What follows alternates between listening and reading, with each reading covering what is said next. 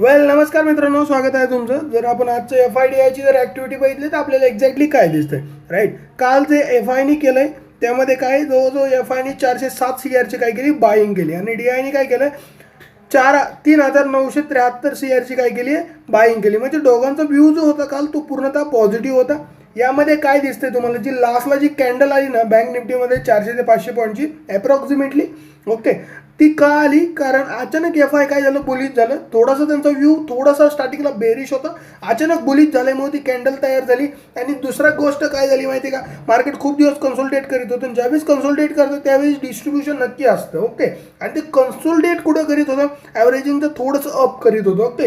त्यामुळे मार्केटमध्ये एकदम स्ट्रॉंग असं डिस्ट्रीब्युशन आलं. जे डिस्ट्रीब्युशन होतं ते एकदम पीक एंट्रीवरती आलं, बिकॉज इथे एकदम स्ट्रॉंग सपोर्ट होता. त्या सपोर्टवरती स्ट्रॉंग डिस्ट्रीब्युशन आपल्याला बघायला भेटलं आणि FIDIचं दोघं पॉझिटिव्ह झाले, ओके. आता हे झालं आपलं डेलीची ॲक्टिव्हिटी. जर मंथली ॲक्टिव्हिटी बघितली तर आपल्याला काय दिसतंय, जवळजवळ 3640 CRची काय केली, FIनी बाईंग केली आणि DIनी काय केली 28,707 करोडची काय केली, बाईंग केली. म्हणजे दोघांचा व्ह्यू मंथली पण पॉझिटिव्ह आहे, ओके. ज्यावेळेस असं होतं ना मित्रांनो, काय होतं माहिती का, डायरेक्ट अंदाजी बाईंग करायची नाही, ओके.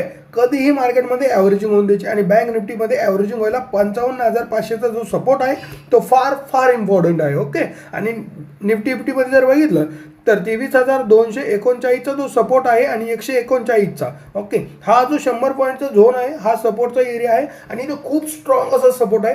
एकदा जर तिथं दोन्हीच्या मार्केट आलं ना, ध्यानात ठेवा, हे दोघं जे पॉझिटिव्ह आहे ना, एक खूप स्ट्रॉंग अशी रॅली तुम्हाला पकडायला चान्स देतील, ओके. आता हे झालं आपलं FIDIची ॲक्टिव्हिटी. आपण जर बघितलं आता तर ग्लोबल मार्केटमध्ये काय चालू आहे ते तुम्हाला सांगतो, ओके. आता जर ग्लोबल मार्केट बघितलं तर ग्लोबल मार्केटमध्ये तुम्हाला काय दिसतंय, गिफ्ट निफ्टी 151 पॉईंटनं पॉझिटिव्ह आहे, राईट. डाव जोन्स कन्सोलिडेट करतं, S&P 500 कन्सोलिडेट करतं, नॅसडॅक कन्सोलिडेट करतं, ओके.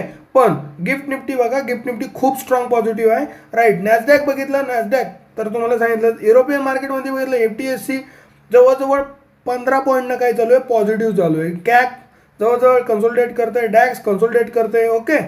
थोडं खाली आले एशियन मार्केट जर बघितलं तर निकाई बघा 1%नी अप चालू आहे. म्हणजे जवळजवळ 700 पॉईंटनं ती काय चालू आहे, गॅप अप चालू आहे.